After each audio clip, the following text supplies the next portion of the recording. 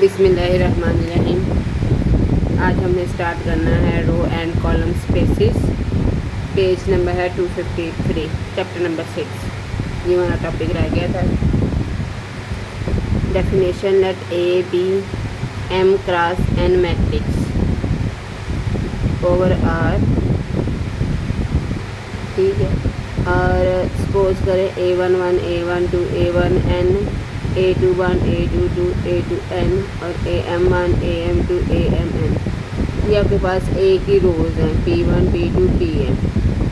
ये क्योंकि M cross M n matrix है तो इसकी M रोज़ होंगी। ये हमने इसकी रोज़ ले ली। Are called row vectors of A, ये ए के रो वेक्टर्स हैं। The subspace of Rn spanned by P1 P2 Pm is called row space of the matrix A. तो इन रोज से जो स्पेस जनरेट होती है, अब जनरेशन क्या है, वो जैसे स्पैंड है, जनरेशन है कि इसके ऑल पॉसिबल लीनियर कम्बिनेशंस लो और उससे जो स्पेस बनती है वो आपके पास रो स्पेस रहती है मैट्रिक्स ए की। तो मैट्रिक्स ए की रो स्पेस क्या चीज़ है? मैट्रिक्स ए की रो स्पेस जो है आपके पास सब space spend by the rose of the matrix ए। इसी तरह से सब space spend by the column vectors A11 A21 AM1, ये कॉलम वेक्टर्स हैं, ये ए के कॉलम वेक्टर्स है। और इनसे जो सब स्पेस जनरेट होगी इसे हम कहेंगे space spanned by the column vectors of A, and this is the column space of the matrix A.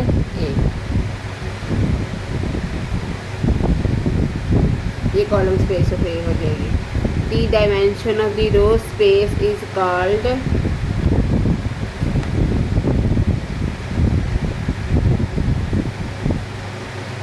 the dimension of the row space is called the row rank of the matrix A। जो row space की dimension है वह रो rank कहलाती है। और आपके पास रो rank क्या होता है? दरअसल रो रैंक है आपके पास is the maximum number of linearly independent vectors of A. तो पहले भी उन्होंने डेफिनेशन बताई है रो रैंक होता क्या है। ये रो रैंक जो है डायमेंशन है रो स्पेस की। और इसको हम कैलकुलेट कैसे करते हैं? तो कहते हैं कि किसी भी मैट्रिक्स ए की जो नंबर ऑफ लीनियरली इंडिपेंडेंट हैं रोज़, वो जो नंबर है वो रो रैंक कहलाता है। इस तरह column rank of A is the maximum number of linearly independent column vectors of A.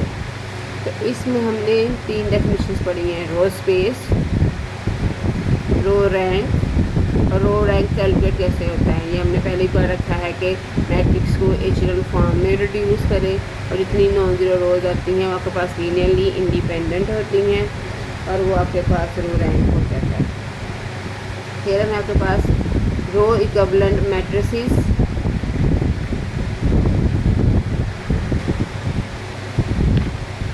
Row equivalent matrices have the same row space. जो रो इक्विवेलेंट मैट्रिसेस होते हैं उनकी रो स्पेस भी सेम होती है। Let B is row equivalent A. हमने last section में पढ़ा था कि रो इक्विवेलेंट क्या होता है। रो इक्विवेलेंट का मतलब है हमने ए पर finite number of row operations apply किए और हमारे पास मैट्रिक्स बी आ गया। और चूँकि B row equivalent to A है, then since rows of B, अब बी की रोज़ कैसे आई हैं? बी की रोज़ ए पर हमने आपके पास रो ऑपरेशन अप्लाई किए तो हमारे पास फिर बी आया। इसका मतलब जो बी की रोज़ हैं वो ए की रोज़ पर लीनियर कम्बिनेशन से वो आपके पास ऑब्टेन हुई हैं ए की रोज़ से by applying elementary row operations. तो बी की रोज़ ए की रोज़ से हमारे पास आई हैं। Each row of B is clearly a row of A.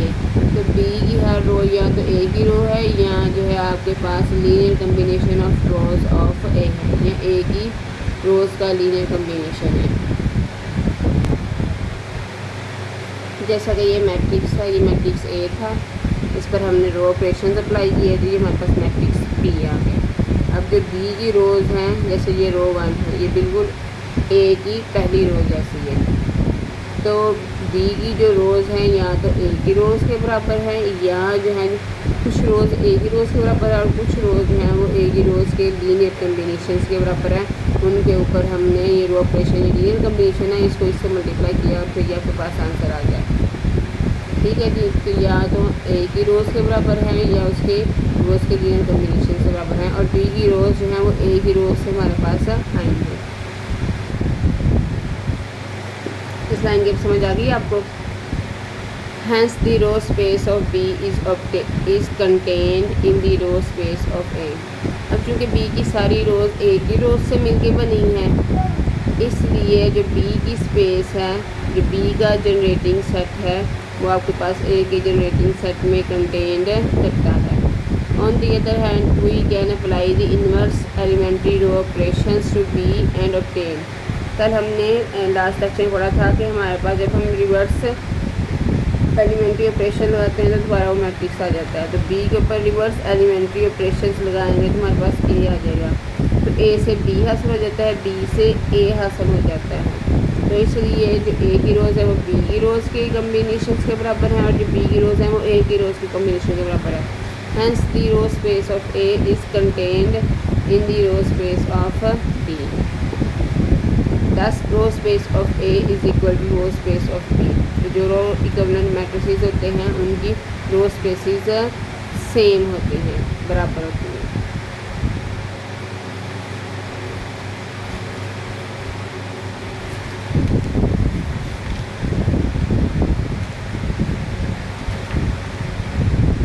Next quality है हमारे पास row equivalent matrices have the same row rank. क्योंकि उनकी रो इक्विवेलेंट मैट्रिसेस की रो स्पेसिस बराबर हो गई हैं, तो जो रो स्पेसिस की डायमेंशन होती है आपके पास वो रो रैंक कहलाती है। तो जो रो इक्विवेलेंट मैट्रिसेस होते हैं उनकी रो स्पेसिस सेम है, रो स्पेसिस सेम है तो उनकी डायमेंशन सेम है, तो उनका रो रैंक सेम होगा। नेक्स्ट क्वालिटी है if P is non singular then the matrices A and P A have the same row rank. अगर पी नॉन सिंगुलर हो तो फिर मैट्रिक्स ए और P A have the same row rank.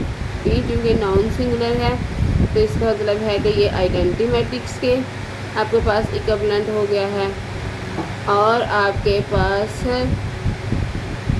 Matrix A पर जब आप elementary operations apply करेंगे तो आपके पास पी ए आ जाएगा। कैसे? ये मैट्रिक्स ए है, इस पर मैंने रो ऑपरेशंस एन रो ऑपरेशंस अप्लाई किए।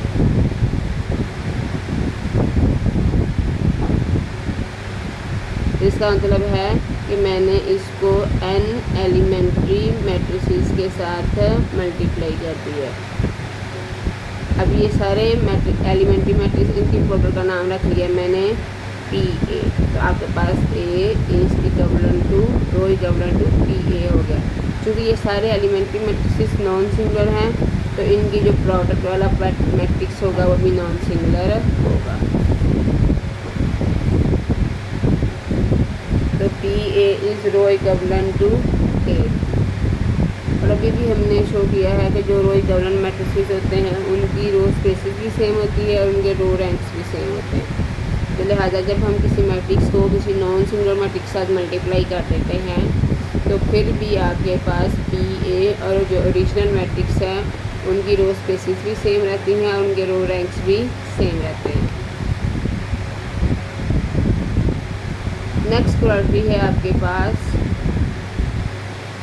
The row rank of a non singular matrix A of order n cross n is n। इस क्वालिटी में कहते हैं जो नॉन सिंगुलर मैट्रिसेस होते हैं उनके जो रो रैंक्स हैं उनकी तादाद उनकी रोज़ के बराबर होती है। मतलब कि आपके पास जो नॉन सिंगुलर मैट्रिसेस होते हैं उनकी सारी की सारी जो रोज़ होती हैं वो लीनियरली इंडिपेंडेंट होती हैं। उनमें से कोई भी रो जो है वो बाकियों के लीनियर कम्बिनेशन के बराबर नहीं होती, वो लीनियरली डिपेंडेंट नहीं होती। तो जो नॉन सिंगुलर मैट्रिसेस हैं आपने शो करना है उनकी सारी की सारी रोज़ लीनियरली इंडिपेंडेंट होती हैं और उनका फिर जो रो रैंक है वो n के बराबर होता है। क्योंकि ए नॉन सिंगुलर गिवन है तो हर नॉन सिंगुलर मैट्रिक्स जो है वो आइडेंटिटी मैट्रिक्स के रो इक्विवेलेंट होता है। ये हमने पीछे थ्योरम पढ़ रखा है। क्योंकि ये आइडेंटिटी मैट्रिक्स रो जो है के साथ रो इक्विवेलेंट है तो इसका मतलब है कि जितना ए का रो रैंक होगा उतना ही जितना आइडेंटिटी मैट्रिक्स का रो रैंक होगा उतना ही ए का रो रैंक होगा। तो हम आइडेंटिटी मैट्रिक्स का रो रैंक कैलकुलेट करते हैं और फिर वो आपके पास ए के रो रैंक के बराबर आ जाएगा। अब आइडेंटिटी मैट्रिक्स का रो रैंक कैलकुलेट करने के लिए आइडेंटिटी मैट्रिक्स की हम रोज़ लेते हैं। हम जानते हैं 1 0 0 0 1 0 0 0 0 0 1 और हम ये भी जानते हैं कि ये जो वेक्टर्स हैं ये लीनियरली इंडिपेंडेंट हैं। ये हमने चैप्टर नंबर 6 में प्रूव कर रखा है, जैसे R³ की बेसिस थी, R4 की, Rn की बेसिस। तो ये सारी की सारी इनका लीनियर कम्बिनेशन बनाया, 0 के बराबर रख दिया है, मल्टीप्लाई किया तो सारे स्केलर 0 हो गए। तो इसका मतलब है आइडेंटिटी मैट्रिक्स की सारी जो रोज़ हैं वो आपके पास लीनियरली इंडिपेंडेंट हैं। और आपके पास हमने डेफिनेशन पढ़ी थी कि जो रो रैंक होता है वो maximum number of linearly independent rows vectors होती हैं। तो IN की सारी जो है रोज़ आपके पास लीनियरली इंडिपेंडेंट होंगे। इसका मतलब है IN का रो रैंक जो है वो n है। अब IN का रो रैंक n है तो IN के साथ जो भी इक्विवेलेंट होगा उसका रो रैंक भी n होगा। और चूँकि IN A के साथ रो इक्विवेलेंट था तो लिहाजा A का रो रैंक भी n हो जाएगा। मतलब है जो नॉन सिंगल मैट्रिसेस होते हैं उनकी सारी की सारी रोज़ लीनियरली इंडिपेंडेंट होती हैं और उसकी जो रो स्पेस होती है उसका जो डायमेंशन है वो n होती है। थ्योरम है the row rank of a matrix equal its row column rank. किसी भी मैट्रिक्स की जो आपके पास रो रैंक है उसके कॉलम रैंक के बराबर होती है। इसका थ्योरम इतना इम्पोर्टेंट नहीं है, ये आप स्किप भी कर सकते हैं, लेकिन आपके पास ये स्टेटमेंट जो है वो इम्पॉर्टेंट है कि आपके पास मैट्रिक्स का जो रो रैंक है उसके कॉलम रैंक के इक्वल होता है। नेक्स्ट डेफिनेशन है the rank of a matrix A is defined to be the common value of the row rank and the column rank of A. अभी भी हमने थ्योरम पढ़ा कि किसी भी मैट्रिक्स का जो कॉलम रैंक और रो रैंक बराबर होते हैं। जब वो बराबर हैं उनकी जो कॉमन वैल्यू है वो आपके पास मैट्रिक्स का रैंक कहलाती है। तब अब हमने 3 किस्म के रैंक पढ़े, रो रैंक, कॉलम रैंक, और ये दोनों बराबर होते हैं। तो अब फिर हम कॉलम रैंक और रो रैंक हटाकर सिर्फ रैंक की बात करेंगे। तो मैट्रिक्स का जो रैंक है वो उसके कॉलम रैंक और रो रैंक के बराबर होता है, उसकी कॉमन वैल्यू होती है। तो अब फिर मैट्रिक्स के रैंक की बात होगी। ठीक है जी। नेक्स्ट थ्योरम है the ranks of equivalent matrices are equal. जो इक्विवेलेंट मैट्रिसेस होते हैं उनके रैंक्स बराबर होते हैं। कैसे?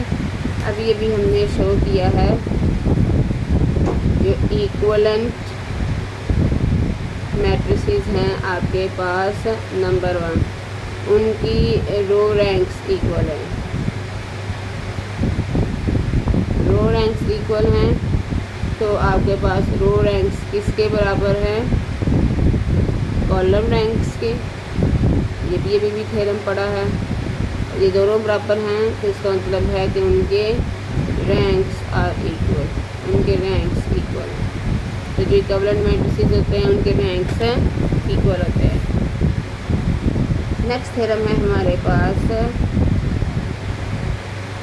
The non-zero rows of a matrix in echelon form are linearly independent।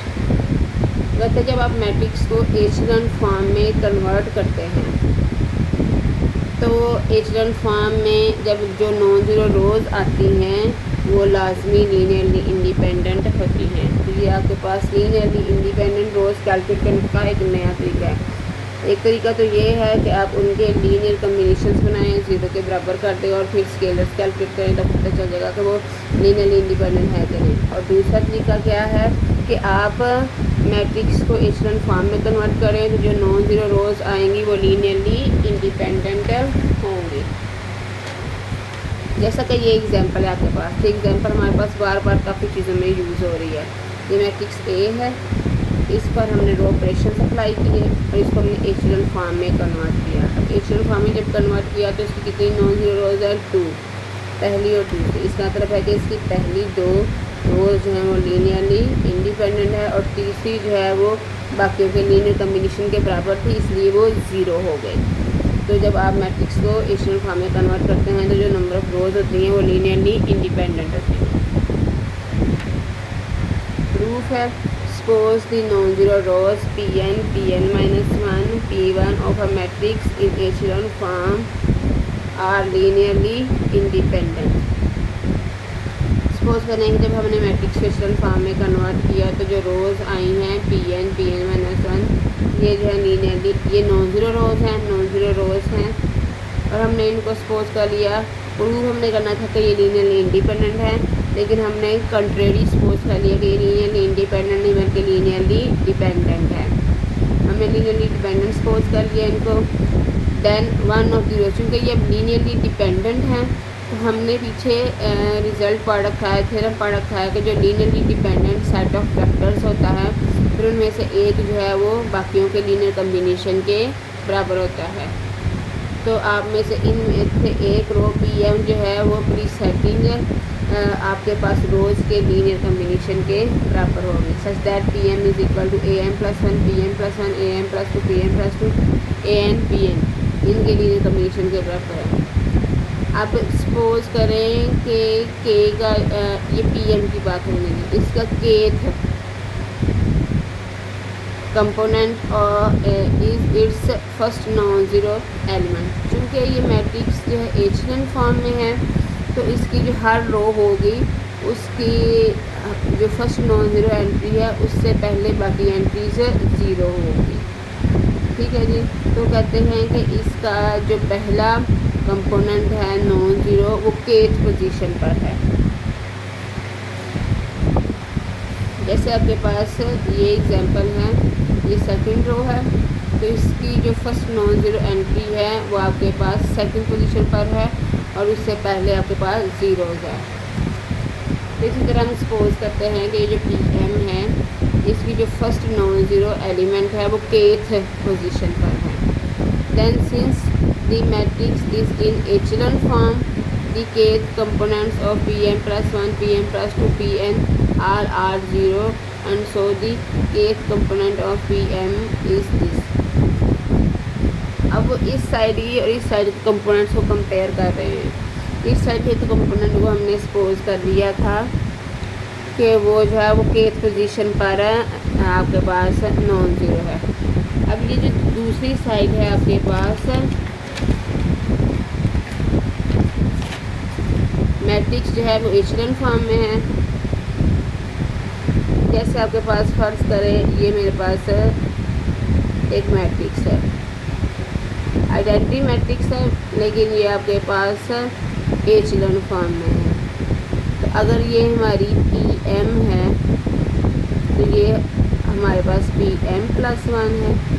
अगर Pm की जो फर्स्ट एंट्री है ये kth पोजीशन पर नॉन ज़ीरो है तो Pm प्लस वन की जो kth पोजीशन वाली एंट्री होगी वो ज़ीरो होगी। इसी तरह अगर आगे भी रोज़ होती, अगर हम 5 का मैट्रिक्स कर लें इसको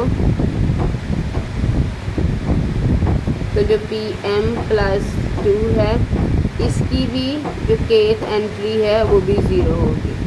तो जो इसकी नॉन ज़ीरो एंट्री है Pm की kth पोजीशन पर, तो जो बाकी रोज़ क्योंकि मैट्रिक्स आपके पास एचेलॉन फॉर्म में है तो जो अगली रोज़ हैं उनके पास नंबर ऑफ़ ज़ीरोज़ पिछली रोज़ से ज़्यादा होते जाते हैं।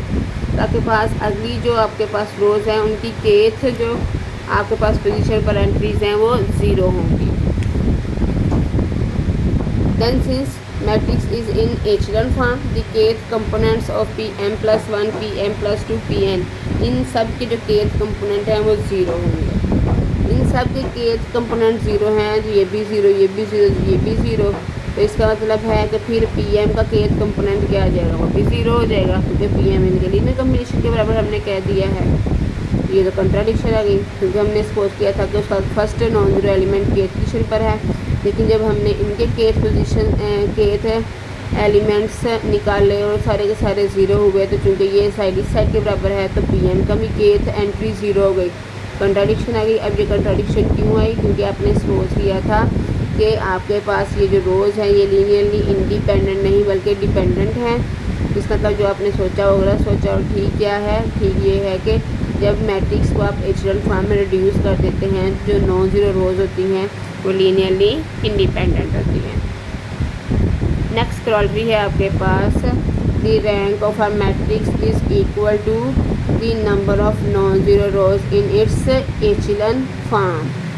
तो कहते हैं कि मैट्रिक्स को जब अब एचेलॉन फॉर्म में कन्वर्ट करते हैं तो उसकी जो नॉन ज़ीरो रोज़ हैं आपके पास वो लीनियरली इंडिपेंडेंट हैं।